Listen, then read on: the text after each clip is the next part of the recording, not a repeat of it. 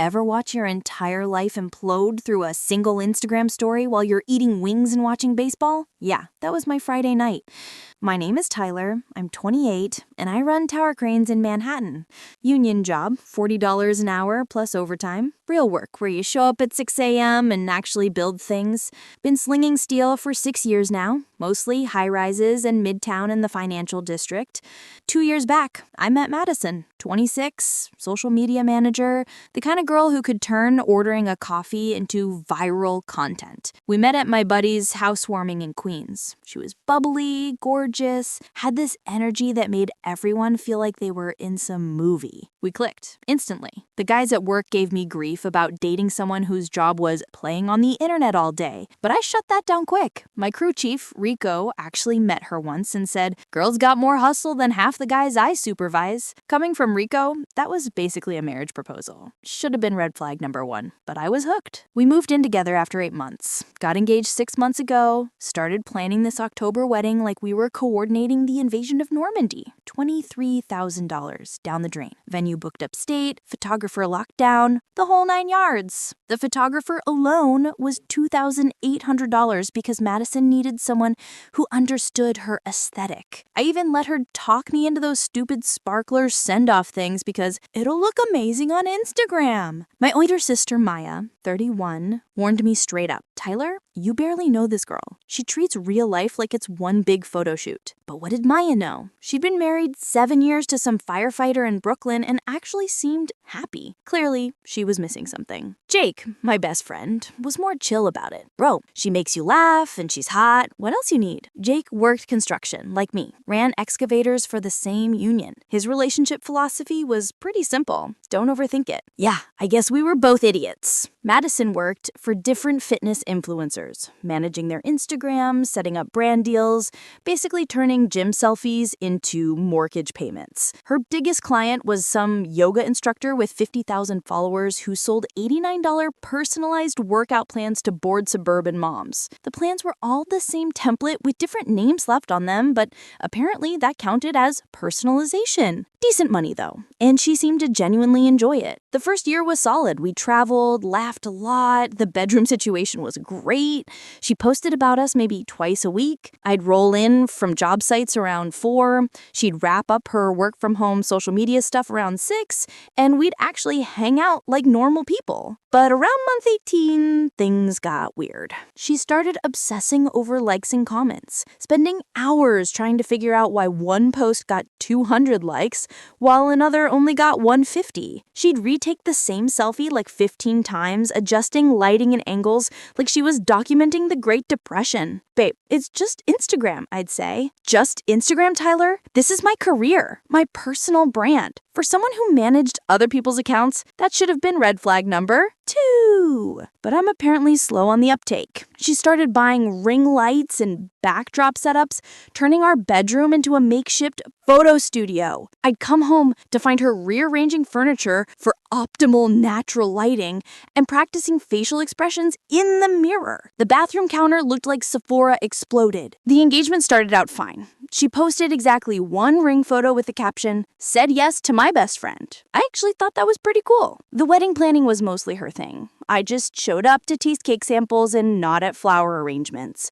But then Madison started stressing about the wedding content. She wanted a videographer, a social media coordinator, kept talking about maximizing the authentic moments. What if we don't get enough good footage, she'd worry? Then we'll just have to settle for actually enjoying our wedding, which apparently made me a digital caveman. Then 3 months before the wedding, everything shifted. Madison landed her biggest client yet, Chad Frischkin Morrison. Chad Morrison was everything I wasn't. Fitness model, 200,000 Instagram followers, the kind of douchebag who probably called himself an entrepreneur while hawking sketchy supplements that definitely weren't FDA approved. Had that fake spray tan and teeth so white they could guide ships through fog. His hands were softer than my girlfriend's.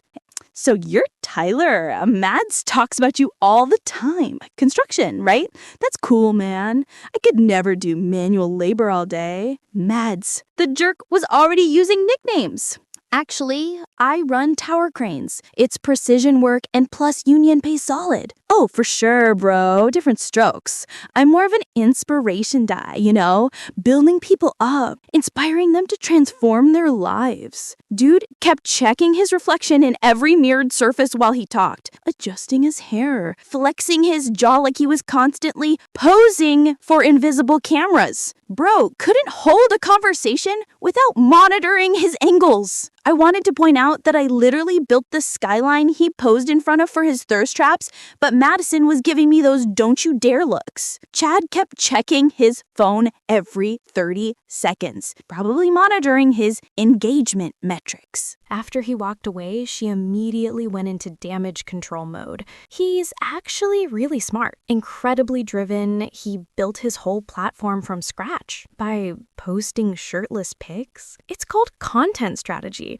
Not everyone can understand the complexity of personal branding. That night, she spent 3 hours editing photos from the expo. When I went to bed, she was still hunched over her laptop, color correcting Chad's abs like she was working on the Sistine Chapel. Over the next few weeks, Chad became the third wheel in our relationship. Every conversation eventually circled back to his latest brilliant marketing idea or ambitious expansion plan. Chad thinks I should start my own agency. Chad says the future of fitness is community-based platforms. Chad thinks this, Chad says that. I started fantasizing about punting Chad's beliefs into the next dimension. The late nights started 2 weeks after they began working together. I'd get home from the job site at 4, and Madison would still be out at emergency strategy sessions and time-sensitive brand opportunities, not rolling in until 10 p.m. looking like she'd been hit by a truck. Why can't this wait until tomorrow? I'm up at 5 for work. Tyler,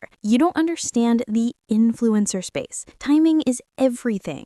If Chad doesn't post his workout content within 4 hours of filming, the algorithm buries it. The algorithm, right. Like it was some mystical deity. She started going to Chad's gym for research. This wasn't her usual Planet Fitness either. Chad worked out at some bougie place in Tribeca that charged $300 a month. I need to understand the authentic experience, Tyler. Chad's audience can tell when content isn't genuine. 2 weeks before everything went nuclear, Madison's wardrobe changed. Suddenly, she was wearing sports bras to the grocery store and yoga pants that looked painted on. New look? It's part of the job. Chad's demographic responds better to fitness-oriented styling. You're not even in his content. Sometimes I am, behind the scenes stuff. She was talking about buying groceries like it was a marketing campaign. Jake started calling her Madison 2.0 and asking if she came with a factory reset button. Maya stopped asking about wedding plans altogether and started making divorce lawyer jokes. When this thing blows up, don't let her take half your stuff. Document everything. You're being dramatic. Am I? Because your fiancé is basically dating another dude for professional reasons, and you're acting like it's totally normal. I wasn't acting like it was normal. I was trying to be the supportive boyfriend who trusted my girlfriend's professional judgment. And part of me was trying to prove I wasn't as insecure as she called me every time I questioned the situation. Classic mistake, fellas. The Thursday before my world imploded, Madison announced she'd be working late with Chad on some urgent campaign launch. How late are we talking? Probably midnight, maybe later. This is make or break stuff, Tyler. She kissed my cheek and dounced, taking an overnight bag just in case. At the time, I thought she was being practical. Turns out she was being transparent as hell. Friday night, I was at Jake's place in Sunnyside watching the Yankees get destroyed and drinking beer. We were down 6-2 in the 7th when my phone buzzed with an Instagram notification. Around 9 p.m., Madison tagged you in a story. I opened Instagram expecting some boring work post. Instead, I got a front row seat to my own public humiliation. There was Madison, glowing, leaning into Chad at some upscale restaurant I definitely couldn't afford. It looked like one of those places where they serve appetizers on slate boards and charge $28 for 3 scallops. His arm was wrapped around her, both of them grinning like they just won the lottery. The caption said upgraded. And she tagged me directly, making sure I'd see it right away. Jake looked over and went dead silent for about 10 seconds. Then, holy... Dude, please tell me this is some kind of social media experiment gone wrong. I screenshotted that story because I knew I was going to need evidence for what came next. What are you gonna do? My hands were shaking. Not gonna lie, seeing your fiancé wrapped up with another dude, it's different than you'd expect. Part of me wanted to drive to that restaurant and cause a scene, but the rational part knew that would just make me look like the crazy ex. Plus, she'd probably live stream the whole thing. My first instinct was to call her immediately, probably scream until my voice gave out, but then something clicked in my brain. She'd just told me everything I already knew in the back of my mind, but kept justifying. She'd found someone better, upgraded, and wanted to make damn sure everyone knew about it. So instead of calling her, I started making my own moves. Jake, I need you to help me with something. Anything, man. This is brutal. I'm gonna handle this the right way. Can you drive me to Home Depot? Home Depot? Why? I need moving boxes. A lot of them. While Jake went to grab boxes, I called my buddy Marcus, who does family law. Marcus had helped me when I bought my co-op and knew his stuff inside and out. I sent him this screenshot and explained the situation. Dude, that's basically a public announcement that your relationship's over. If you handle this smart, you can probably minimize your losses on the wedding expenses. How smart we talking? Document everything. Send this screenshot to every vendor. Most will classify this as abandonment by the other party, which totally changes cancellation terms. Plus, New York's pretty strict about fraud in wedding contracts. If one party publicly declares the relationship over, it's breach of contract. Next, call Madison's dad, Robert. We'd always gotten along great. He was a no-nonsense guy who had zero patience for social media garbage. Robert, I need you to see something Madison posted today. I texted him the screenshot. Long pause. Son, what the hell is this guy? Someone she works with. Based on the caption, our engagement's over. What do you mean? You're getting married in 3 months. Not anymore, Robert. Another pause. Let me call Madison and figure out what the hell is going on. Don't bother. The post is pretty clear. That night, I didn't hear jack from Madison. She didn't come home, didn't text, nothing. Apparently, she was too busy celebrating her upgrade to remember she had a fiancé waiting at home. Saturday morning, I woke up to a text from Madison. Stayed at Jen's last night. Chad's campaign ran super late and I was too exhausted to drive home.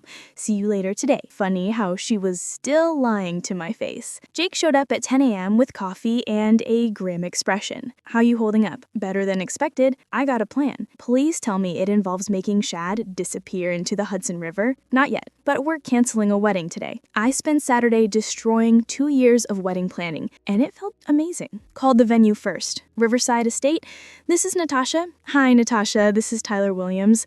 I have a wedding booked for October 15th. Unfortunately, I need to discuss cancellation. My fiancé posted something on social media yesterday that changes our situation. Oh my goodness. Let me review this with management and call you back within the hour. Same conversation with every vendor. Photographer, caterer, florist, band, even the sparkler company. Explain the situation, send the screenshot, ask about refund options. The florist was actually relieved. Apparently, Madison had been calling them twice a week, changing her mind about centerpieces like she was planning a state dinner. While I was torching our wedding plans, Madison was apparently having her own meltdown. Jake got texts from mutual friends saying she was posting weird cryptic stories about haters and people who don't understand success. She'd also started commenting on Shad's posts with stuff like partnership goals and building empires together. By Saturday evening, my phone was blowing up with texts from Madison's family. Her mom, Karen. Tyler, what is this photo? What's happening? Call me right now. Her sister, Ashley. Oh my God, Tyler, you better not be spreading lies about my sister. I ignored them all. They could sort out their family drama without me. But Karen wasn't done. She kept calling from different numbers, leaving increasingly unhinged voicemails. Tyler, I don't know what kind of game you're playing, but this stops now. You will not embarrass this family with your jealous rumors. Call me back or I'm driving over there. Meanwhile, Ashley had apparently appointed herself Madison's social media defense attorney.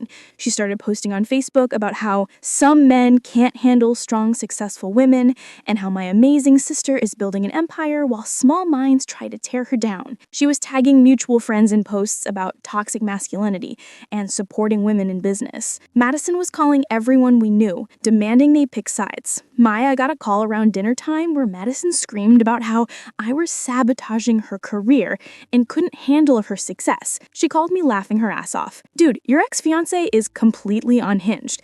She called me a jealous bitch because I wouldn't tell her where you were. What'd you say? I told her she was probably busy dodging bullets. Sunday morning brought callbacks from most vendors. Natasha from the venue called first. Given the evidence you provided, we're classifying this as abandonment by the other party. We can refund 75% of your payments, which comes to $4,200. The photographer was even better. That Instagram post is really messed up. We're refunding your full deposit plus the $500 engagement shoot fee.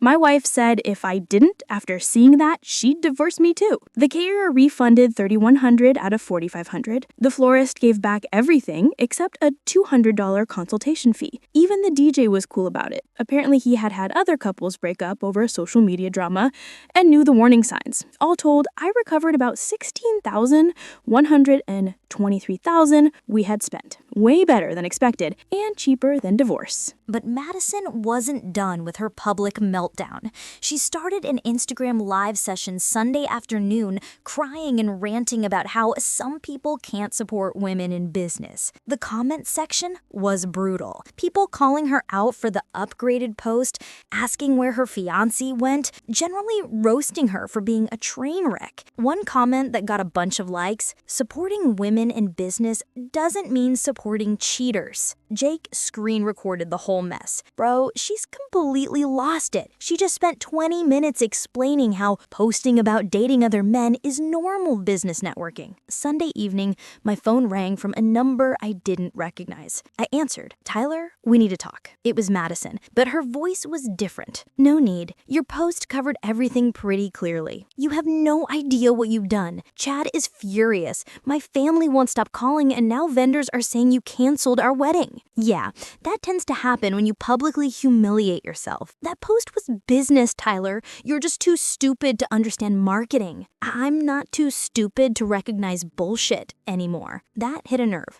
Oh my God, you're pathetic. You know that? You couldn't handle me being successful, so you sabotaged everything like a child? I sabotaged your success by reading the post you tagged me in? You sent that screenshot to my parents. What kind of psycho does that? The kind who gets publicly humiliated by his fiancé and wants some answers. I don't owe you explanations. We're done, Tyler. Done. And I'm keeping the ring. Already had it appraised. It's coming out of your half of the security deposit. You can't do that. Watch me. Also, thanks for leaving your iPad logged into your iCloud. Those text messages with Chad about relationship marketing strategies are gonna look great in court. Dead silence. She hadn't realized I'd seen Chad coaching her on how to create authentic romantic tension for content and build audience investment in the storyline. Apparently, our relationship was just another campaign to them. You have no right to cancel vendors without my permission. This is illegal. Good luck with that. Screw you. I'm calling a lawyer. Looking forward to it. She kept screaming about how I was ruining her life and destroying her reputation. Apparently, Chad was threatening to drop her because the drama was affecting his brand metrics. Chad says this makes us both look unprofessional. Maybe you should have thought about that before fake dating your client for content. It wasn't fake dating. Then what the hell was it? Dead silence. You're gonna regret this. I'm gonna make sure everyone knows what kind of person you really are. Looking forward to it. I hung up and blocked her number. Here's where it gets interesting. Marcus called me Wednesday with news that made my whole week. Tyler, I've been thinking about your situation. That Instagram post might constitute intentional infliction of emotional distress, especially given the public nature and the wedding timeline. You think I got a case? Possibly. But more importantly, I think Chad might have legal exposure. If he encouraged her to post relationship content for his brand benefit, knowing she was engaged to someone else, that's tortious interference with a contractual relationship. Meaning what exactly? Meaning you could potentially sue Chad's ass ask for damages related to the wedding cancellation. I'd been so focused on Madison, I hadn't thought about Bryce being the puppet master behind this whole mess. Marcus, let's explore this. While I was building a legal case, Madison was apparently spiraling harder than a kamikaze pilot. Here she had created a whole new Instagram account called Authentic Mads, where she posted daily rants about toxic men and people who don't support women's ambitions. The account had like 43 followers, but she was posting multiple times a day like she was running CNN. Jake showed me screenshots. One post: when you're building empires and small minds can't handle your vision, leveling up by Felicia. Another: some people would rather tear down queens than build themselves up. Chad and I are thriving while haters cancel weddings. She was also showing up to Chad's gym unannounced, taking selfies and posting them with captions like power couple energy and when your business partner becomes your best friend. Chad looked uncomfortable as hell in every photo, like he was being held hostage. But here's where Chad screwed himself. He kept posting content with Madison, stories at the gym, posts about their work relationship, even a few photos that looked suspiciously coupley for business partners. Jake did some digging and found Chad's business registration, tax info, and discovered he'd been promoting the upgraded post as successful viral marketing on his professional channels. Dude, this jerk has been bragging to other influencers about how he got his social media manager to fake date him for engagement. There's a whole thread about it on some marketing forum. Screenshots of Chad explaining his relationship marketing strategy to other influencers were pure gold. He literally admitted to encouraging Madison to post relationship content for brand benefit, knowing she was engaged to someone else. Meanwhile, Madison had started commenting on all of my friends' social media posts. She left a paragraph-long comment on Jake's gym selfie about how real friends don't enable toxic masculinity, and some people can't handle successful women. Jake deleted it and blocked her, but she created another account and kept going like some kind of digital stalker. We filed suit against Chad for $50,000 in damages, $23,000 in wedding deposits, $15,000 in emotional distress, $8,000 in lost wages from dealing with this mess, $4,000 in legal fees. Turns out missing workdays as a crane operator to handle legal stuff is expensive. Union jobs don't mess around with attendance. I'd already burned 3 personal days and had to take 2 unpaid days. Chad's lawyer tried to settle immediately for $15,000. We countered at $40,000. His lawyer came back with $25,000. Marcus advised we push harder. This guy's shitting his pants. His Instagram's restricted, the FTC is breathing down his neck about his supplements, and we have documentation of everything. He wants this gone yesterday. Marcus also discovered Chad had been pulling this same stunt with other clients. We found 2 other women on fitness forums talking about how Chad had encouraged them to post relationship content with him for brand synergy, both while they were in committed relationships. One girl's boyfriend had left her over it. The other nearly got divorced. We reached out to both of them, and suddenly Chad was looking at a potential class action lawsuit. We rejected $25,000 and held firm at $40,000. But the real nuclear option came from Maya, who worked in corporate communications for a media company in Manhattan. Tyler, I've been watching this Chad jerk's content. He's been promoting some supplement that's not FDA approved and making medical claims about weight loss. So I reported him to the FTC for false advertising. Also sent screenshots to Instagram about his fake engagement schemes. Within 48 hours, Chad's Instagram account got temporarily restricted pending review, and the FTC opened an investigation into his supplement marketing. His Elevate Pro app launch postponed indefinitely while lawyers scrambled to contain the damage. That's when Jake pulled his master stroke. Remember how Chad was always posting at the gym, flexing inspiring and giving motivation to his followers. Jake worked construction, so he had access to orange safety vests, hard hats, and work boots. He showed up to Chad's gym wearing full construction gear, found Chad mid-workout selfie session, and loudly said, "Excuse me, are you Chad Morrison? I'm here about the building project." "What building project?" Chad asked, confused but still holding his phone up for the perfect angle. "The one where you're gonna build some personality instead of just taking shirtless photos all day." The entire gym went dead silent. Then people started cracking up.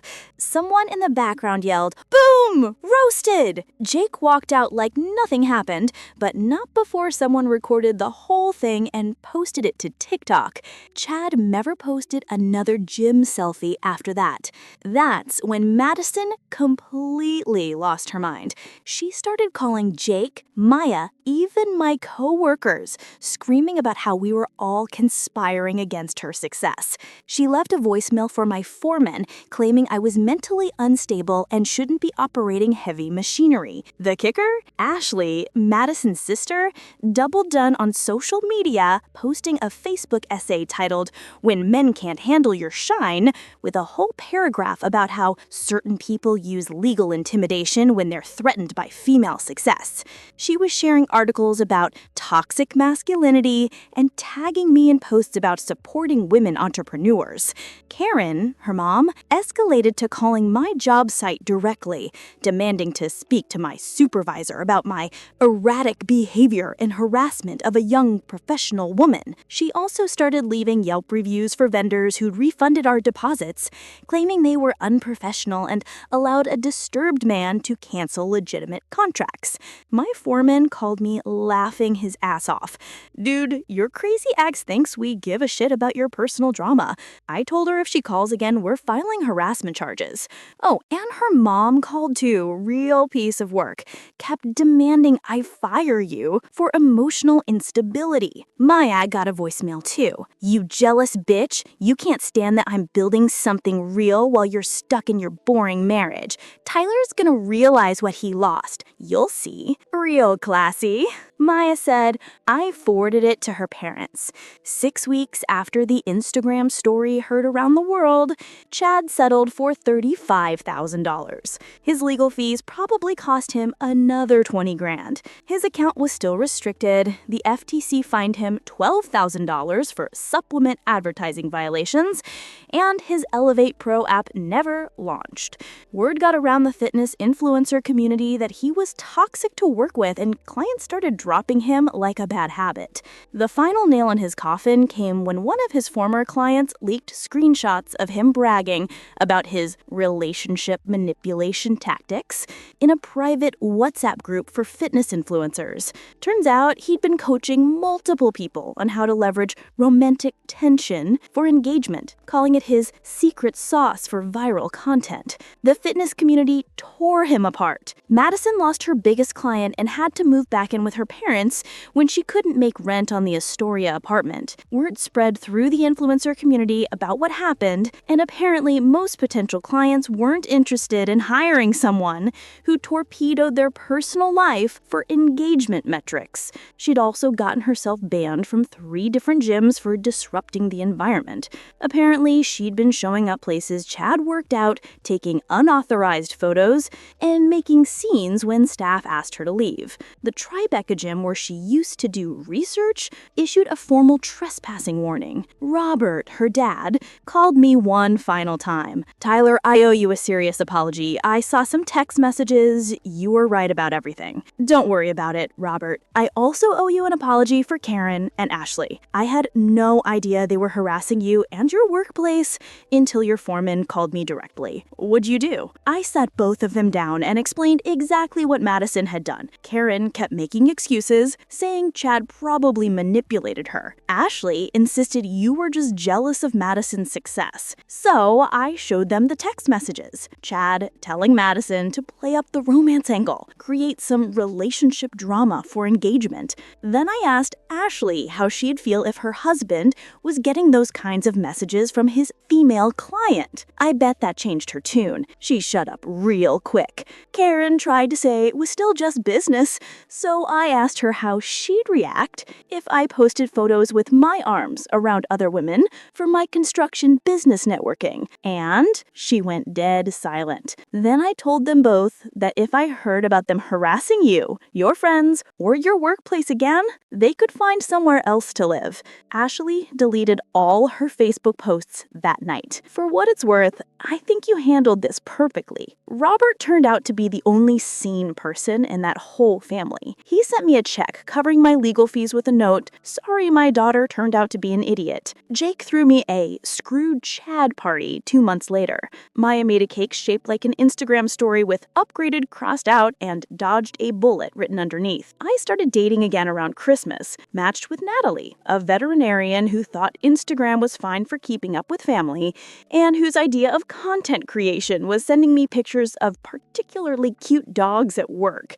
She had 247 followers and posted maybe twice a month, usually her hiking boots or a coffee cup. Revolutionary concept, a woman who lived in the actual real world. I knew I'd found the right one. Natalie had her shit together and thought taking pictures of your dinner was kind of weird unless it's really exceptional food. The contrast was night and day. Natalie would rather spend Saturday morning hiking than staging photo shoots. When we went to restaurants, she actually talked to me instead of photographing her meal from 12 different angles. She had zero interest in optimizing our relationship for social media engagement. We were just two people who enjoyed each other's company without needing to document every moment for strangers on the internet. 6 months later, Natalie and I had just gotten back from dinner at the solid Italian place in Astoria when all hell broke loose outside my building. Through the window, we could see someone pacing on the sidewalk, gesturing wildly, talking to themselves. It was almost 9 p.m. on a Tuesday, and most normal people were inside watching TV or getting ready for work. "Is that?" Natalie started. "Yep, that's Madison." We watched her for a few minutes. She looked like she'd been living in her car, hair a mess, wearing the same Nike tracksuit she probably had on for days. She kept checking her phone, looking up at my building, then typing frantically. Then she started walking toward the entrance, stumbling a little. Great. She was either drunk or having some kind of breakdown. Maybe both. The buzzer went off about 30 seconds later, again and again. She was hitting every apartment button like she was playing whack-a-mole. "Tyler, I know you're up there. We need to talk." More buzzing. Continuous now. My neighbor from 1A texted, "Your crazy ex is waking up my baby. Handle this." "Tyler, open the door. I'm not leaving until we talk." I looked at Natalie. "You want to see some real entertainment?" She was already reaching for her phone. "Should I call the cops now or wait for it to get worse? Let's see how this plays out first." We went to the window. Madison was now standing directly under my third-floor apartment, shouting at the building like it owed her money. "Tyler, you ruined my life.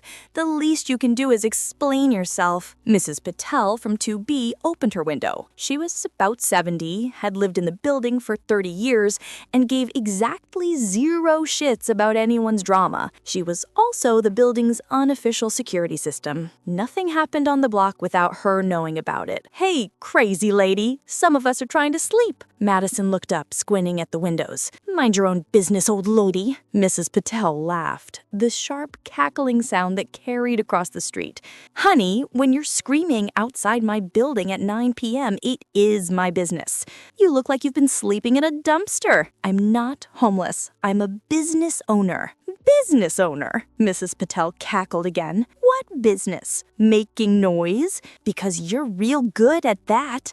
Maybe try the circus. They need more clowns." Other windows started opening. People were coming out on fire escapes to watch the show. Mr. Alvarez from 3C had his phone out, recording. The college kids in 1C were laughing and offering commentary like they were watching a UFC fight. That's when Madison completely snapped. "Screw all of you. Tyler Williams is a piece of shit who can't handle successful women." More laughter from multiple windows now. Someone yelled down, "Lady, successful women don't have public meltdowns. "Natalie, call the cops," I said. "Already dialing." I opened my window and leaned out. "Madison, you're embarrassing yourself." She looked up and saw me. Then she saw Natalie next to me and her face completely changed. "Who the hell is that?" "That's my girlfriend. Now please leave before the police get here." "Your girlfriend? She looks like a librarian." "I'm a veterinarian, actually, and you look like you need professional help."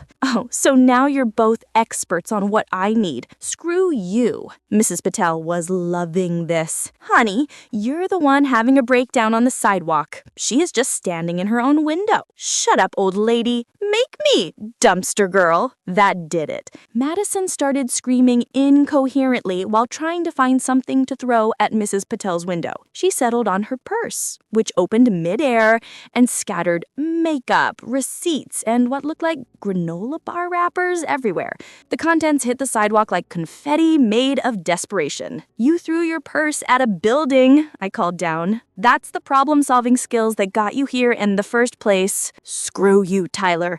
I gave you the best 2 years of my life." "Nah, you gave me a great story and a $35,000 lawsuit settlement. Thanks for that, by the way. I'm not done with you." "Yeah, you are. Police are on their way, and Natalie's recording everything. Say hi, Madison." Natalie waved her phone. "Hi, Madison. Say something stupid for the camera." "I'll sue you.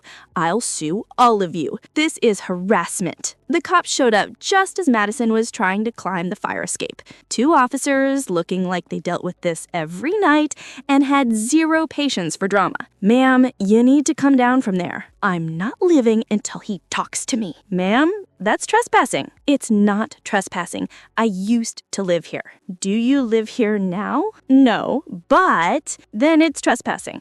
Also, climbing fire escapes is illegal unless it's an emergency." "This is an emergency." "What's the emergency, ma'am?" "He ruined my life." The cops looked at each other. They got her down and cuffed while she screamed about her rides and how everyone was conspiring against successful women. One of the officers asked if anyone wanted to press charges for disturbing the peace and property damage. "Hell yes," said Mrs. Patel from her window. "I got work tomorrow." The whole building erupted in applause as they put Madison in the squad car. The crowd started dispersing, but Mr. Alvarez yelled down, "Tyler, you dodged a bullet, man. Wear a helmet next time." "I hope there's no next time." Natalie was crying laughing. She said that was the most entertaining Tuesday night she's had in years. Welcome to dating me. Drama finds a way. As for me, Natalie said yes when I proposed last weekend. No social media announcement planned. Some moments are too good to share with the internet. Drop a like and subscribe for more stories that prove sometimes the universe knows exactly what it's doing. See you in the next one.